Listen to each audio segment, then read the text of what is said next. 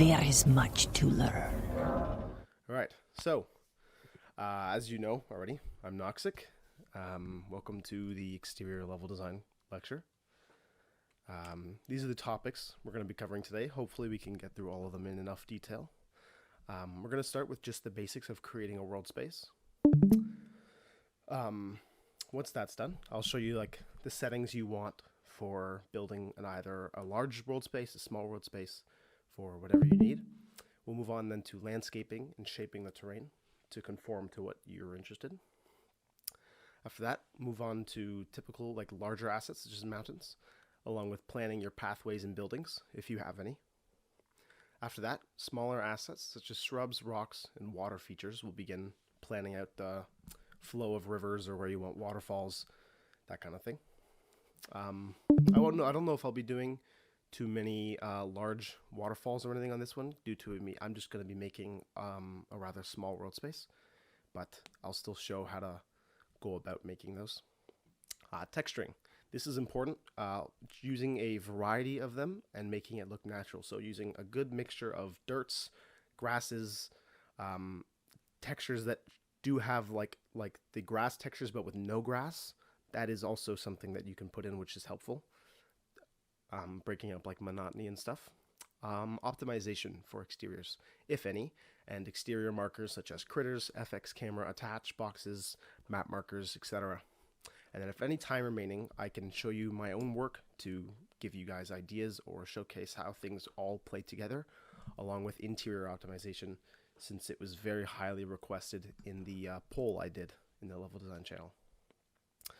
All right, let me stop sharing that. That's pretty much it for the slideshow. I'll move straight into CK now, since that's where all the magic happens. All right, you guys can see it all right? Just making sure everyone... Yes. It's all good? Great, lovely. All right, so I went ahead and already made this lecture file just to get started. It is only using the Skyrim and update masters, so the only necessary ones for creating plugins.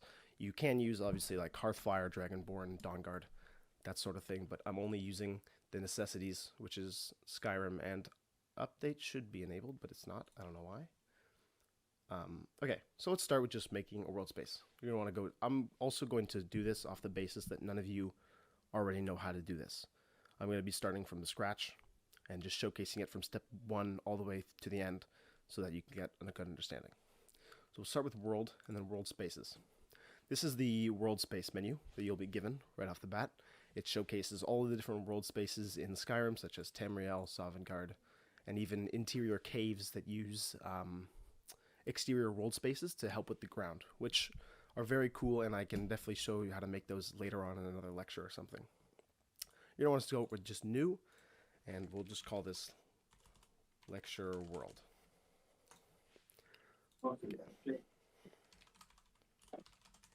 So you don't need to mess with a whole lot of this besides a select few settings. So as for climate data, you just usually want to do Skyrim climate unless you have any specific plans. Otherwise, this is a good one that you just typically want to go with. The other is water height. Default water height. This can be changed. I like going with 1028 personally. And then the last setting that you really need, or not really need, but will need to toggle depending on what your plan is small world. This is if you are doing like a full large new lands mod or something small such as an interior, like for example the Giant's Grove in Skyrim, the Mountain Inn, like kind of like Dayspring Canyon. Actually, it's a better example. That is most likely a small world. So I'm going to leave this on, and we'll create the world space. And then once that's done being created, we can move to it in our world space menu here. So this is where you'd find it and select it here, and then go to 0, 0. So upon loading in, you'll notice that everything is just water, and that's normal. You're going to have to start it by raising the land. So you're pressing H is the landscaping keybind. Brings up this menu here. Oh, what just happened? Sorry. I'm just going to go with a 10 to give myself a large one and bring just a piece of land straight up out of the water, just like this. And then what you can do, based off of having this little bit up, you can go with flattened vertices to just kind of extend it around and give yourself more area to work with. Just kind of like this and continue around, getting it to a shape you want. I'm probably just going to go with that size. That seems good enough for now. Maybe I'll make it slightly bigger, and that's good. Another thing that a lot of people I notice have some issues with is when you're working in exteriors, you'll notice that there is void everywhere. And if you start trying to landscape past a certain point, it will stop you. Like your cursor will disappear. The way to fix this, let me just get rid of that. The way to fix this is by going to File, Preferences, Miscellaneous, and then Grids to Load. This expands the area of like workable area that you have to see. It increases the borders of the region and allows you to have a lot more space to work, and you can extend it out way farther. All right. So, oh yeah, does anyone have any questions at this point? Feel free to ask along the way at any point. You can interrupt me. I don't really mind. Just let me know. Now, anyone? I'm curious. Would grid Go load ahead. sort of? Sorry. One at a time. Surface Fox, I'll let go. You go first. Okay. Would grid load actually affect like cell size or like just how many cells we're working with as we increase that? Sorry. Does what do what? Sorry, I didn't hear what you said at the beginning. Sorry. When we change grids to change grid load, Yes. does that work with like more cells? You can have as many cells as you want. Grids to load just increases the seeable area in your world space, if you know what I mean. Like, it allows you to have, like, I can still make this as big as I want. This just gives me the ability to see more. Like, I can go up to 30, and it doesn't change how many cells, because the cells that are going to be, like, sorry, I'm explaining it kind of poorly.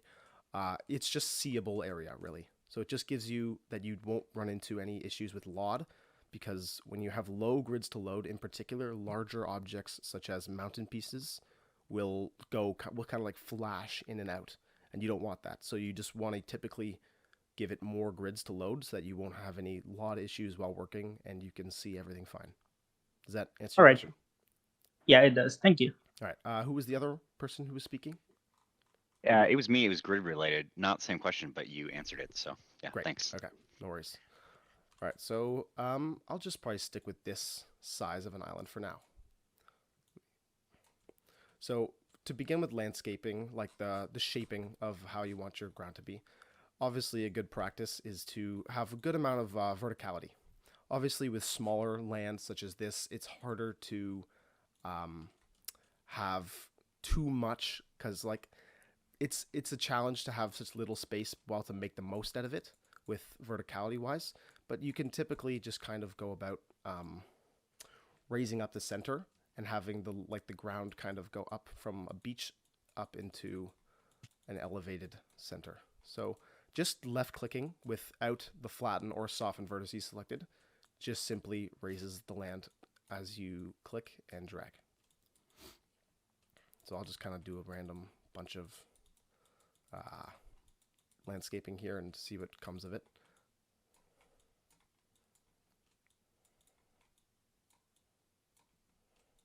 This part is a rather tedious process, doing all of the landscaping.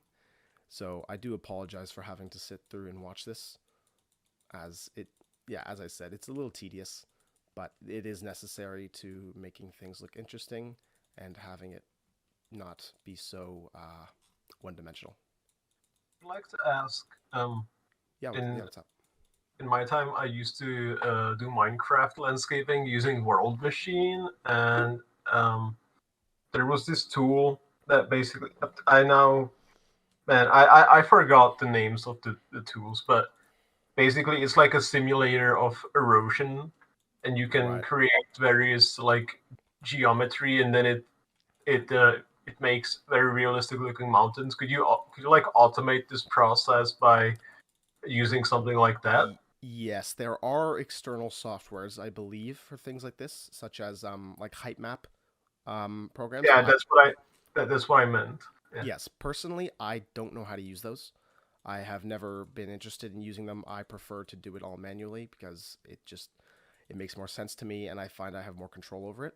But if that's something that you want, absolutely feel free to look into it. I can post links in Level Design channel later on once I find them.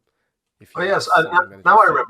It was called Worldmeshing, yeah, and World Painter was the program that translated it into Minecraft. But Worldmeshing was like the name of the software. Okay, yeah. Sorry. You basically had like you could generate like Perlin noise or other types of noise, and then you could shape it with other tools, and it would apply automatic like simulated erosion. It looked really nice, actually. Yeah, no, some of those programs are very, very useful for certain people and very cool. I mean, I won't deny it. I find them super interesting. But as I said, me personally, I'm sorry I can't teach you how to use those right now. I don't know how personally. So oh yeah, sure. I just wanted to ask. No, I'm not like, yeah, sure. I understand if you like. It's a good question. It's a very good question. Okay, so I'd say this is probably adequate for a island of this size.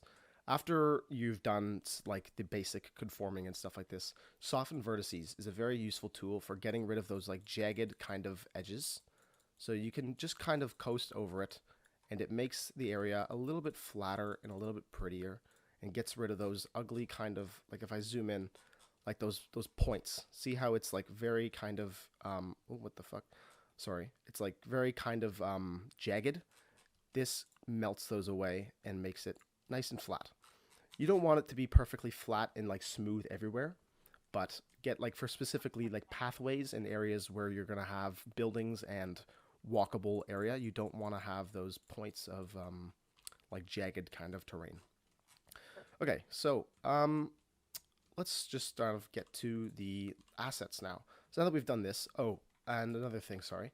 Typically, you're going to want to as well kind of generate a general kind of slope down to the coast. I'm not going to do that right now. I would like to focus and use the time to showcase all of the stuff that's needed. But typically, you'd want to generate a slope kind of coastline like similar to this that goes all the way down to the ground in whatever shape you'd like. That's just the general way to go about it. All right, so now we can kind of move on to larger assets. For placing these, you usually want to start with larger things such as mountain peaks or mountain cliffs, mountain trims, anything of the sort. We're going to go with a small mountain peak, probably like right here, just as like a general kind of focal point and center for the island, and so that the land kind of conforms upwards to it. Behind that, we can maybe add a, oh, 1 second, did I type that wrong? Nope. A slope. Slopes are very cool are very cool assets. They have a nice mixture of both rock and grass, as you can see here, and they make for good kind of terrain morphing that you can have it on a hillside like this. So that kind of can go there, and you can bring up the terrain slightly around it.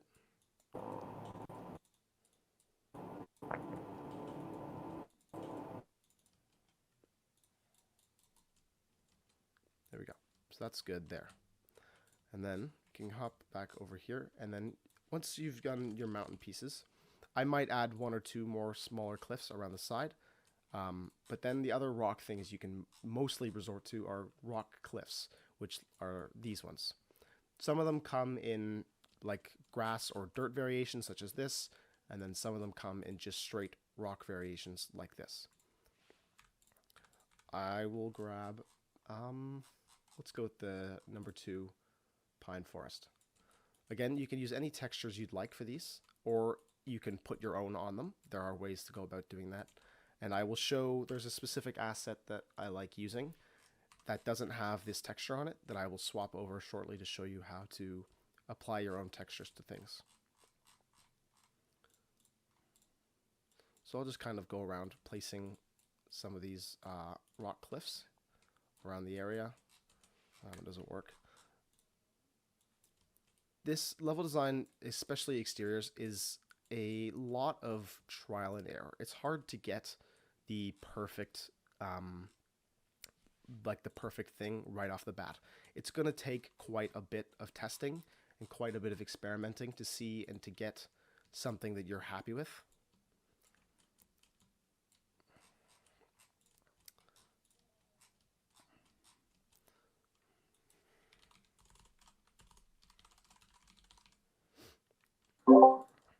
If I can please have one more question. Yeah, of course. What's up? You mentioned that if you were to get a creation kit on Steam, because I actually really like what you're doing. I kind of would like to try it myself now. Yeah, of course. You mentioned that you would need a downgrade patcher. Why exactly is that? So the downgrade patcher is to downgrade the Skyrim. So when every time you validate Skyrim or download Skyrim, it'll automatically default to AE version, which is Anniversary Edition. So you need to downgrade using the downgrade patcher back to Special Edition. That's mostly for modding purposes. It's Creation Kit. I've never had to downgrade. Oh wait, did I have to downgrade Creation Kit? I think there is something on Nexus about that. It's mostly you need the CK fixes mod, and then someone in here, correct me if I'm wrong, is there a downgrade for Creation Kit? I don't actually recall if there is. I've just been using the same version for several years now. I don't know if anyone has the answer to that. I see several people typing. I'm hoping I'm right. Okay. Yes, there is a downgrade patcher for CK. Yes. I believe that's on Nexus as well. And if I do not downgrade, then what's going to happen? I don't think it'll work, or it won't work with certain mods. And if you're trying to use Skyrim SE with CKAE, they will not work together. I believe that's the PC explodes. There we go. Sal explains it best. That makes sense. PC blows up. Wow. Okay. Thank you. Yeah, of course. Hopefully that answers your question. Okay. So sorry. I'll also go over the basic gizmos for exterior, and this applies to interior as well. But the basic gizmos for like moving objects around. Obviously, you can use your mouse to scroll things. Holding Z while moving something locks that blue arrow in, and it can only allow it to be moved up and down. Holding X only goes on the X-axis, and holding, I believe, C goes on the other axis. So that helps with just moving things around in specific places that you want, along with the gizmos, which is W is the rotation gizmo, E is the movement gizmo, and then I think 2 is the scale gizmo. Yep, it is. So that's them. So W, E, and 2 are your general gizmos for objects. So just kind of maybe put some more rocks around this area. We can add in maybe a trim, mountain trim over here.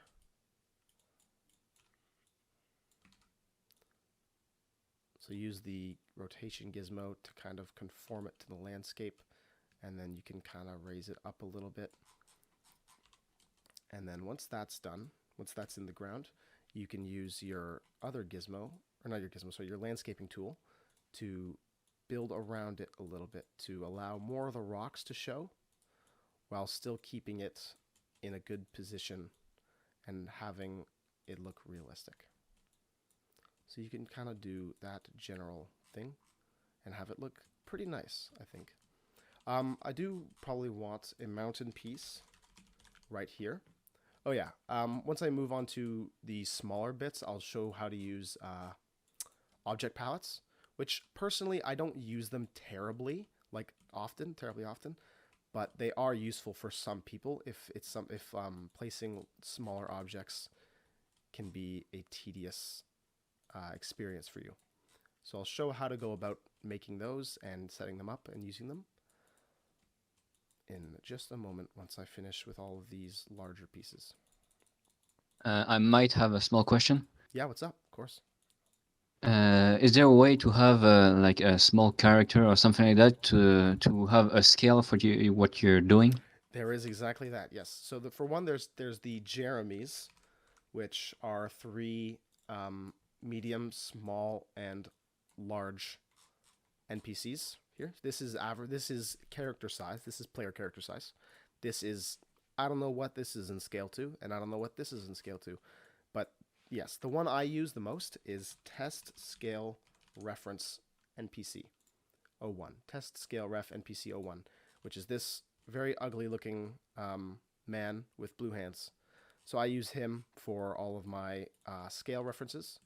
So you can plop him down next to whatever, and it does show the player to model, player model to asset scale. Does that answer your question? Yes, exactly. Thanks a lot. Great. Yeah, no problem. That's a pretty useful thing. I'll just kind of keep him over there in case anyone else is curious about it. I'll leave him on that rock. Okay. So, these, I think I'm okay with where these rocks are. Maybe could use one or two more around the back here. Again, this is not like, it's kind of hard to spit out all of this first try. So I'm doing my best to kind of give you guys something that looks good first try while also keeping up with what's going on.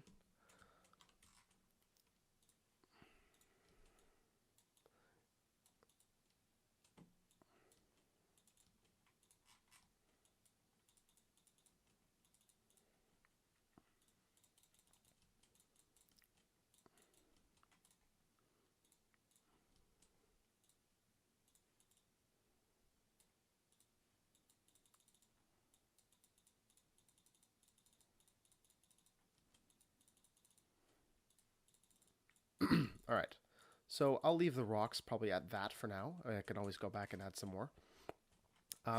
Next, we'll want to move on to planning out your pathways and buildings, if you have any, or large assets such as mountains, like other larger assets. But I'm going to do a farmhouse for this example. So let's just grab a farmhouse asset. Let's go with number 3, the smallest one, just because it makes the most sense. Let's put it back up against these rocks here. Just like that. I can pull out this rock maybe a little bit to give some more room. All right, so pathways. I'm going to set the opacity to 100% for now. I'll go over that a bit more when I move on to textures. How much time are we looking at? Okay, still half an hour. That's pretty good. So I'll just put this down to 1 for now. So we'll have a pathway that goes this way and kind of curves down to there. And then maybe a second one that goes this way and just kind of goes down to the beach over here. So you want to kind of plan that out so you can construct what else you want around the area, around your pathways, because your pathways are going to be what the players are most of the time traversing on, unless you're crazy and you like to run through the forest and make your life hell and just kind of run into every bear imaginable. This is generally the area players are going to be walking on. So you want to conform your land and your pathways generally kind of around them, while still also making it feel nice and natural. So a good asset for like building around pathways are dirt cliffs. I'll show some dirt cliffs now and add 1 or 2 in. So these things are super helpful. I love using these a lot. They add that nice bit of verticality while still leaving it just at one single asset that you can have sitting next to the pathway, kind of like that. And it gives a bit of height to the side that players feel like they're kind of small, if that makes sense. I think this, the grand kind of sense of scale that it can give when it's next to a pathway like this is super cool. Like for example, if I put this guy down here, he's barely even head level with some of the dirt cliffs, which is super cool to have you kind of walking next to those. Let's go around and add a few more. I hope this is not stupid. Wait a minute. Oh my god. Sorry. What's up? You all right? What's up, man? He was interrupted. Do you have a question? No, he had a question, but he got interrupted by someone. Yeah, I'm sorry, I got interrupted. That's okay. So the question was, when I'm seeing what you're doing here, a lot of parts of these assets, they're like stuck underground, and the player could never possibly see them, but they're still like the game is still rendering them, I suppose. So, or is it not? What do you mean assets that the player can't see?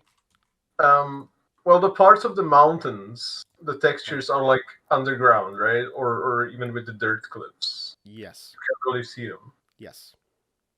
And They are meant to be stuck underground so that it. yeah. I know, right? But these are going to still be rendered, and that takes away your resources, right? Well, you don't want to like have this like completely under the ground, which would just take away from resources with no real benefit.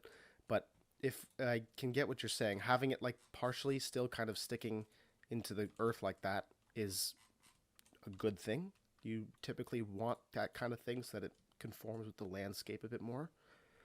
Right. Or like having this kind of stick mostly underground.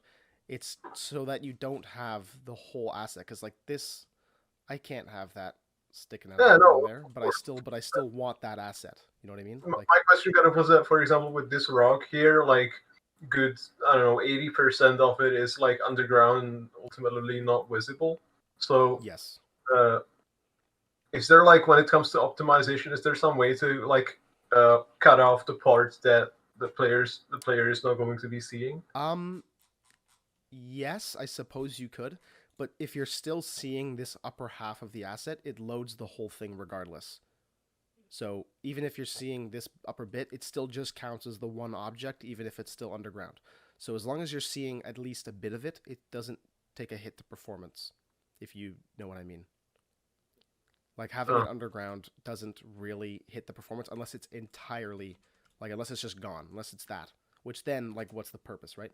But as long as it's out of the ground like this, it's okay, I believe. Right, so if it was a smaller asset, it would not really help performance. No. What if fish you could cut it out? Yes, what Fishy said as well. You could just do that as well, yeah. You could just cut it out. Yeah, that's what I meant, because I was kind of concerned about the amount of textures that are underground and not visible. But I have no idea how engines work and game development, so maybe it has no impact. I don't know. It's just mine. This is how a lot of Skyrim's landscape is done. A lot of it is underground, like especially the larger mountains and stuff. You rarely see the entire asset. Oh, okay. Thank you. Mm-hmm. Sorry, I couldn't answer that better. No, it's fine. It's fine. All right. Well, that's an ugly. Okay. Now is actually probably a good time to show this land. This is a super cool asset that I personally really like using. Is rock tundra land. They are large assets that are used in the outside Whiterun a lot. That consist of many rock assets and dirt cliff assets smashed together, and there are lots of variations of them. But this one in particular here, this rock cliff one, is super cool to use, but it doesn't come in the variation of the texture that I'm using. So I'm going to show you how to make that. So we're going to duplicate it for now.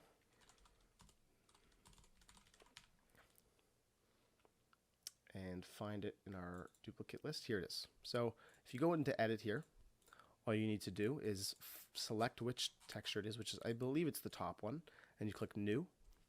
And then I'm looking for Pine Forest 02, which is the one that I'm currently using, and click OK. That was the wrong one. My mistake. This one. There we go. Pine Forest 02. You definitely don't want to replace the rock texture, because that would look really weird. So it replaces the grass texture on top of it, and you can do OK. And then I'll just change this to Pine Forest 02. 01 to 02, and then this, and then no, yes. And then that gives us a brand new asset to work with. You can kind of just put this wherever you like. It's a nice kind of rather flat, long stone asset that I think looks pretty nice when landscaping.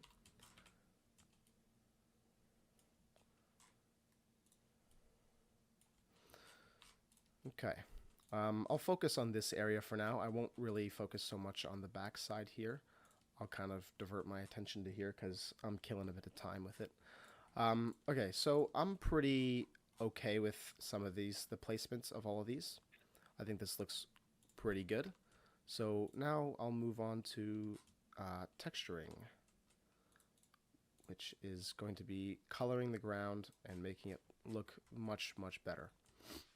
So we're going to be going with a default of Pine Forest 02, which is the same texture I've been using for the dirt cliffs, the rocks, the trims, that kind of thing. I'm going to start with the no grass version. I prefer to work with the no grass version. This is up to anyone's personal preference. But I prefer to work with it and just kind of paint. I like to paint everything, that same kind of texture. Again, this is not for everybody, but this is how I've done it, and this works for me, so I'm going to keep doing it. So I kind of paint everything the same texture. It looks kind of ugly right now, I know that, but once that's done, I start moving back to the pathway. And this is when you can turn down the opacity. Opacity is obviously the how visible the texture is. So putting it down to like 20 will allow me to, if I click on top of this, you can't even see it as it kind of slowly, the more I click, comes into visibility. So that is what you generally want to put at like the edges of text. Oh, that's the wrong texture. Oh yeah, I'll show this as well while I'm at it. While you have your landscape editor open, if you press I while holding the render window, it will open up this quad menu. The quad menu is which textures are in each quad of a cell. So a quad, is a cell split into four versions, or four cubes, four squares. And each square can hold up to 6 textures in total. So this is your texture list. Each dash represents a spot for a texture. You can only have 6 total. And once land default is the basic dirt texture on the ground, once that is not the highest percentage anymore, so whatever the highest percentage is can't be deleted. I can't delete that. Once this is no longer the highest percentage, you're free to delete it. So I can get rid of all this, and that frees up another texture spot. So I'll go back to my dirt path and kind of begin tapping the borders of it a little bit. Make it a little less uniform. A little more kind of sloppy, like a dirt path would be, right? Because they would not be perfect.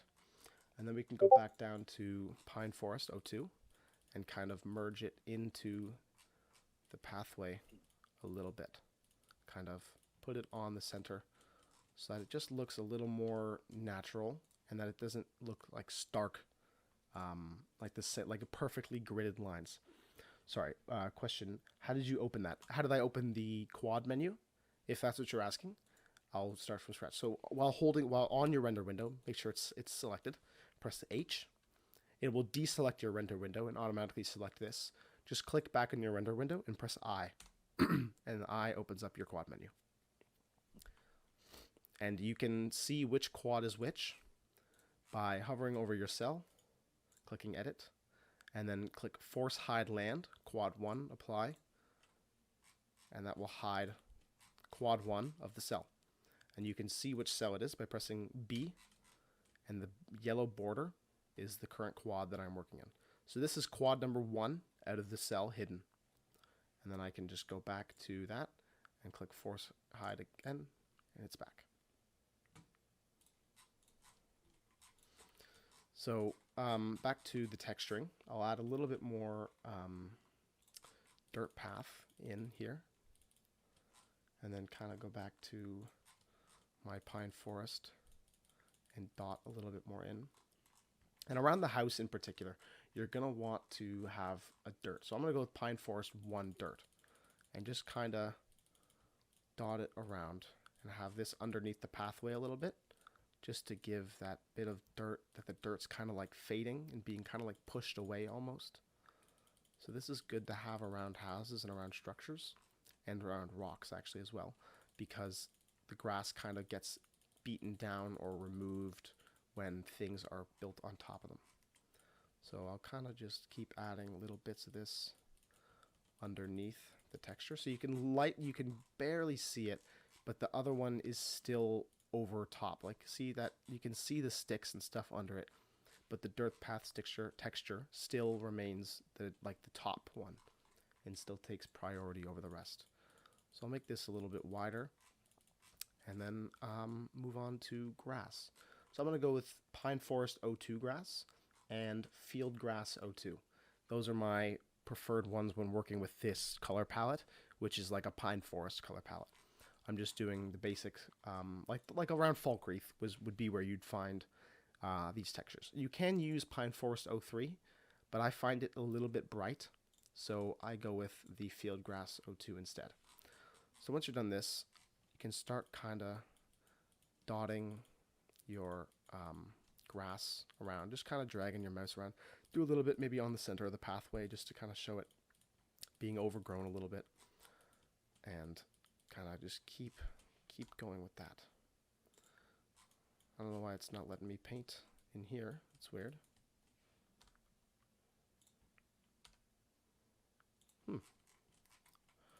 I'll just stick to this cell then. So you can kind of just keep painting around with little bits and then go back onto the field grass and kind of maybe make it a little bit more visible. Kind of dot it in a little bit, but still kind of keeping the low opacity so that it's not like very, very easy to oh, that's why, sorry. The grass is there, just as I said earlier. I loaded the quad over there. So if you go over, if your grass is ever not showing up, make sure that this grass button up here is selected. This toggles grass. And yeah, exactly, Ruben. I have to refresh the cell. So if I hover over the area that I want, it refreshes it perfectly and gives me back all my grass. And in these areas kind of over here, you generally want to also include bits of, oh, I went past it, bits of dirt as well, kind of just dotted around to break up some of the monotony as well.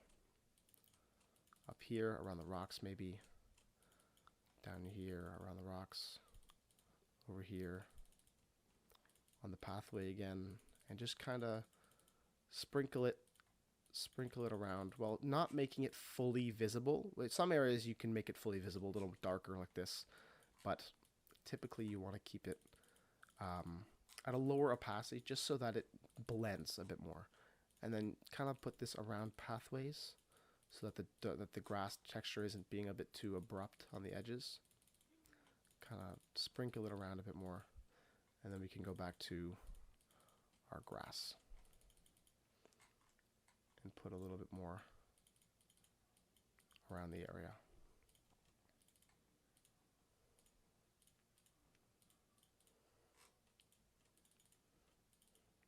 Okay, so that looks pretty good, I think. It looks nice.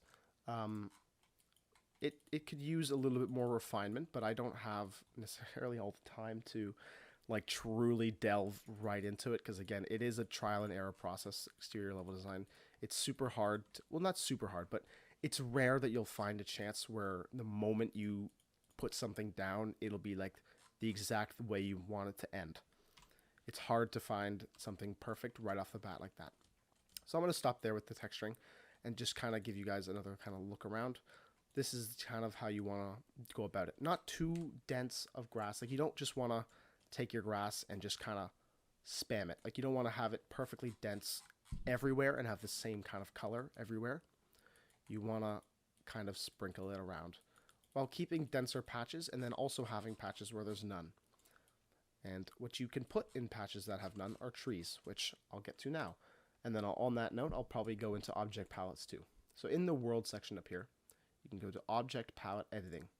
This gives you opens up the object palette editor here. I've already made this one. This is called trees. It's my own one comprised of all the trees, obviously. And what this does is it allows you to select whichever ones you want. So I'm just going to select the basic pine forest trees, and then pressing Control Alt left click places a random object from your selection. So after I've selected, wait, where did my window go? There it is. I'll move it off to the side. So off of my selection of these 5 trees, Control Alt left click places a random tree. As for pine trees specifically, you generally want to keep them to little kind of clusters of specifically uneven numbers, as having them all kind of evenly spaced, dotted around looks kind of weird in my experience. Feel free, you can also just delete one of the trees if you don't like the one you placed. You can just press delete. So I like to keep them to numbers of around like 3, 5, 7, that kind of thing. Odd numbers. And you kind of just dot them around like this. That one's kind of in the way.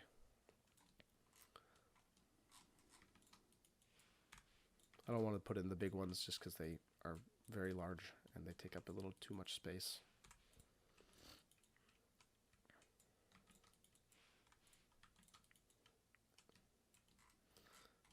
So yeah, that's kind of how you can go about putting trees around.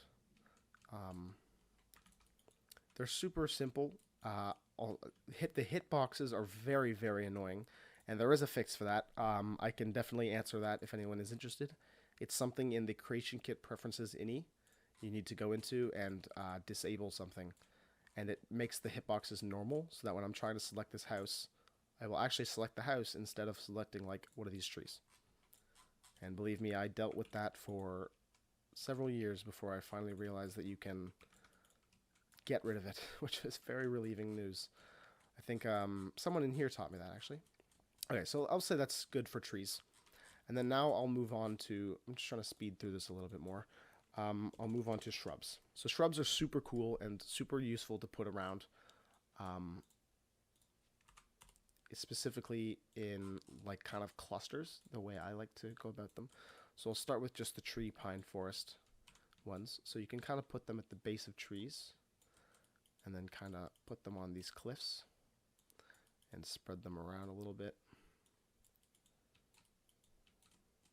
Kind of like that. At the base of dirt cliffs like this, kind of change the texture a little bit.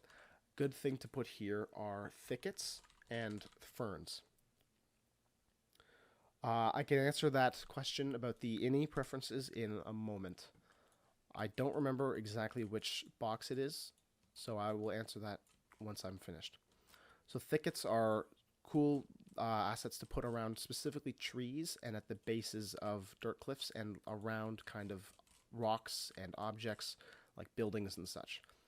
So I like to kind of dot them around at the base of cliffs and trees, and they add that just kind of like bit of like kind of like a weed, like how they kind of grow out of your garden or grow out of the area around trees outside your house or something. They're kind of like weeds. So putting them around just adds that bit of kind of pop where it's like something's physically growing out of the ground rather than being the grass that's kind of stuck to the ground. That is Skyrim textures. So putting these kind of at the base of things is a useful way of adding just a little bit of spice to it. Okay. And then ferns. Ferns are, yep, exactly what Kasala said in the chat. Trees be render skinned trees set to 0. That is exactly it. Thank you, Kasala. Set that to 0 and it gets rid of the annoying hitboxes for trees. So again, you can make object palettes out of these ferns. I've done that, and I still do that. It's just really helpful to have that on standby should you ever be just ever kind of hammering through it and want to get some stuff done. Because placing these individually is very tiring, although I do prefer it because I hate myself, and it's much more fun to do it manually, personally. That's how I prefer going about it, but obviously every person is different. Sorry, that's the wrong asset. So placing these kind of at the base of cliffs and stuff adds that nice little bit of look to it. And now, do we have any more time? Yeah, we do. 15 minutes. Okay. Sorry, guys. I am kind of trying to get through this because there is still a lot to show. So now, with adding some of these shrubs and ferns and stuff around, you can start to go and add some rock piles or other varieties of rocks. Like individual rocks, rock piles, whatever you're looking for. So you can find them typically in the same palette as the textures you're working with. So rock pile L02, pine forest 02 will give me this. And this you can kind of sink into the ground lightly, and it just is a nice little rock sticking out of the ground. There we go. You can put these at the base of dirt cliffs as well. It looks pretty nice when you do that, having them below the cliffs. Let's go. This one, this is a great one. MO2 is a very nice rock pile asset that's got a lot of use and looks pretty good. And then there's the smaller. The small ones are just kind of used for dotting around objects and stuff. That's how I like to use them, at least, because it's only like a few select pebbles. So like, you kind of want to put those around larger rock assets, just to kind of look like the rock may have like crumbled a little bit, and put some more little pebbles in the floor, that kind of thing. So like, maybe shrink that down a little bit and place some like pebbles kind of there on the ground, and then it looks like it kind of broke a little bit.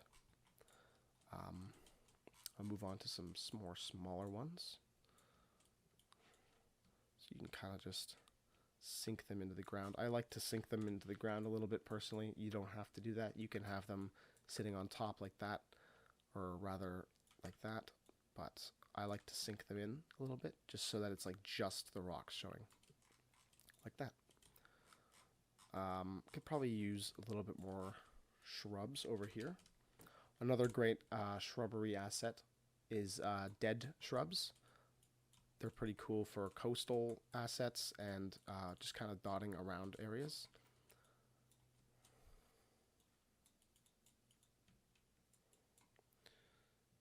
Nature tends to use Fibonacci sequence, but continues on different. That's pretty cool. I did not know that, actually. I I like to lean towards odd numbers, as I think even numbers sometimes looks a little weird, but maybe I should give that a shot, what you said.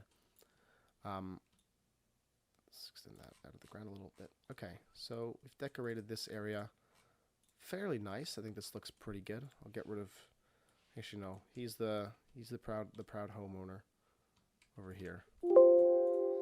So he's the resident that lives on this nice island. This is an estate that I would say is good. This is nice. It could use a little bit of maybe a little bit of sprucing up, but again, I'm running out of time, so it's hard to dedicate all that towards this. What is left? Optimization. I'll quickly go over basic exterior optimization, which is mostly involving occlusion cubes and occlusion planes. Room bounds don't really work outside, and I would very much encourage you not to use them when working with exteriors. So you want to use occlusion cubes. So these are typically used around houses and things where you don't want where players are going to commonly be standing, and you don't want them to see everything on the other side. So you'd want to kind of tuck it into the house as best you can. It's a little harder with the cubes sometimes, but you kind of just want to squeeze it into the home so that it can help kind of block. So when I'm standing next to this house ready to go inside, I'm not loading everything back here. These mountains, these cliffs, all the rocks and everything that would be back there are not always being loaded whilst I'm entering this house. So that is simply, you can just kind of leave that in there. Exterior optimization isn't like as necessary as interior. Interior is way more necessary because you're going to have a lot more in a smaller area, if that makes sense. I'll quickly move on to quick markers. Yeah, and LODs. Exactly. You have LODs. You have things that load the stuff already for you that don't require all the processing power right away, whereas interiors do not have LODs. All right. I'll move on to quickly map markers. So this is a map marker. You've probably learned about these if you did the CK tutorial. So I'll just name this. So you go to marker data, and then and I'll name this guy's house. There we go. And then you can just put it to a farm. You set it to a farm. And that's how that works. And then if you were to load in game, this would show up on the bar at the top of your screen. It would show a farm.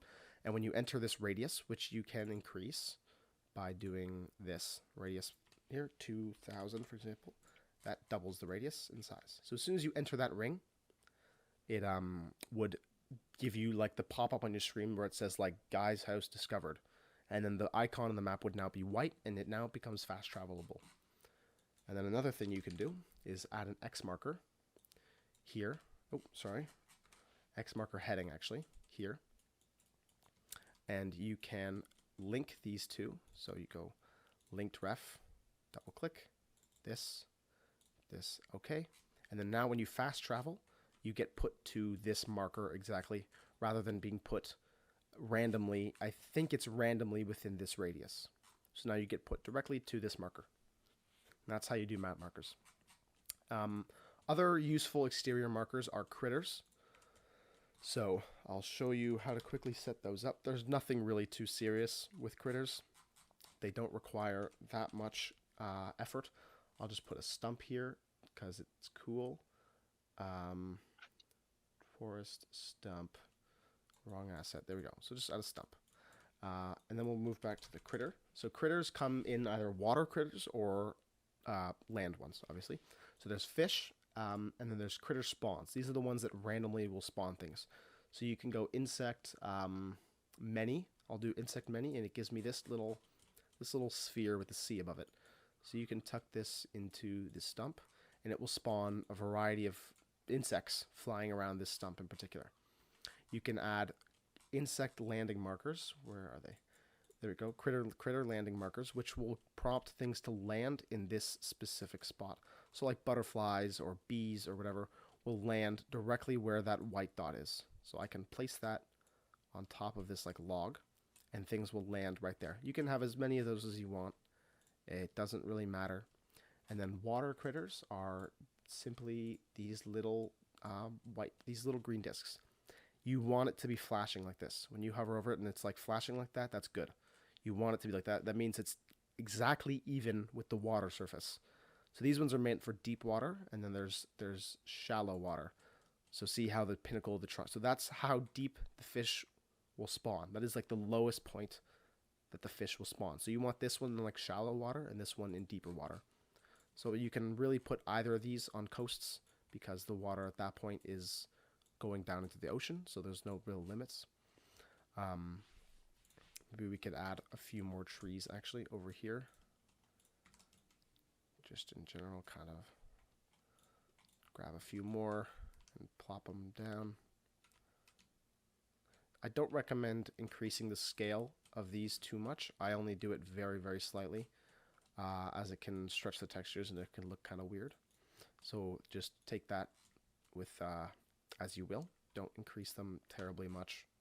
That goes with any asset, really. Try not to increase them terribly. So then you can grab like individual rocks maybe and just kind of stuff them under the dirt cliffs. Like that kind of. Yeah, it looks all right. Again, needs a bit of tuning, but that's the general gist of it. We have 5 more minutes. I think that generally covers anything. I'll ask questions now, and if anyone would like to see other work I've done for better examples, rather than me having to slap this together in an hour. And if you have any questions, please ask them now. And anything else you'd like to see, I can try to do it in 4 minutes really quick. Just let me know. Anything from anybody? I'm more than open to showing my own work if that helps as well. I have a question. Yeah, what's up? So this is maybe more like general creation kit. I don't know, but Okay. Your windows are bigger than mine. Does that make sense? Like my OKs are often hidden from. Is that maybe someone could just share a link as to why that is? By windows, do you mean like editor windows like this? Yes. Some of them, not all of them. Some of them are just giant for me, and I can't click on the OK and hit enter. I don't know why they'd be giant, but some of them you can simply just grab it, and these ones you can't resize, but these ones you can resize. Yeah, so render window can be resized. Yes, all of them, all of these windows, like object window and cell window, can all be resized and put to whatever configuration you'd like. Okay. Well, okay. I'll look into that, and maybe I just am not grabbing it correctly. Thank you. Of course. I don't know why your server muted. I will unserver mute you. Would usually place an occlusion cube behind a cliff. You can, yes. Again, exterior optimization is wherever really that you see fit. It's not like 100%. Like you don't need it everywhere. It's more loose than interior.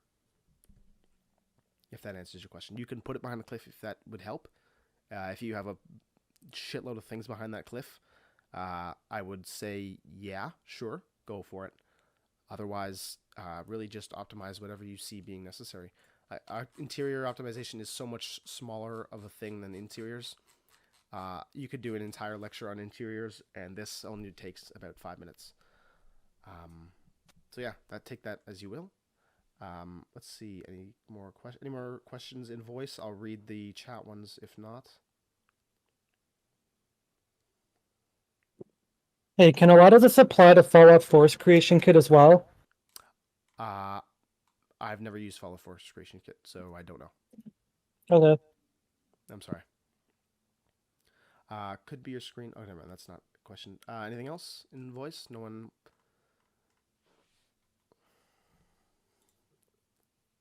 I guess so. All right. What's up? When it comes to Navmeshing and stuff like that, it's made in the same program, right?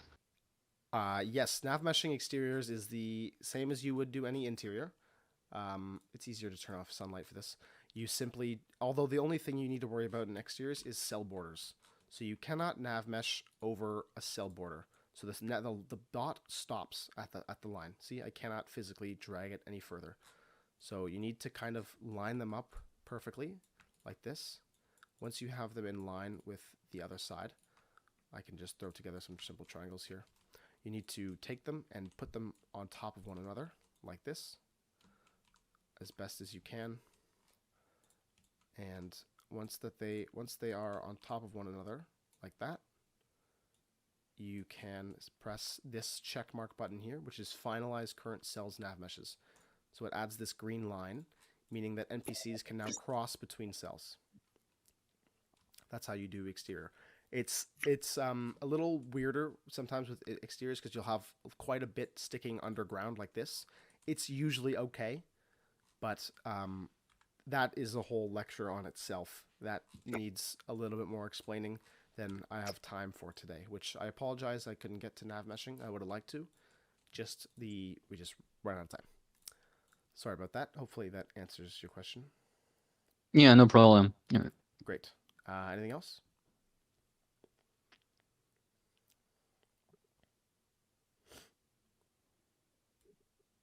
All right. Yeah, if anybody has any more questions for Noxzc, feel free to, if they're allowed to ping you, feel free to ping them in the level design chat. Absolutely. Yeah. Go for it.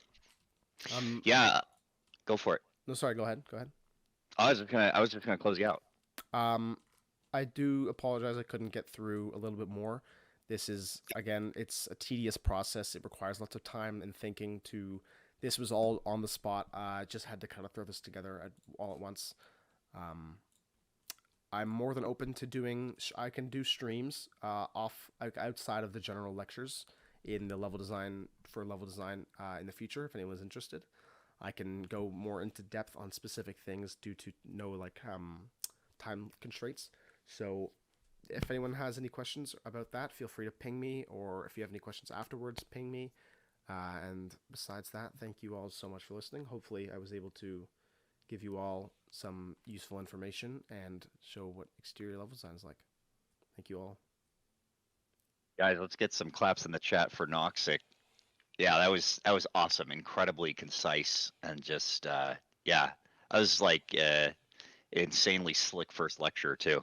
Thank you. Not much of a public speaker, but I think that went fairly well. Yeah, it was awesome. All right. Well, Appreciate guys, hope you learned some cool stuff. Like he said, you can hit up the level design chat if you have any more questions.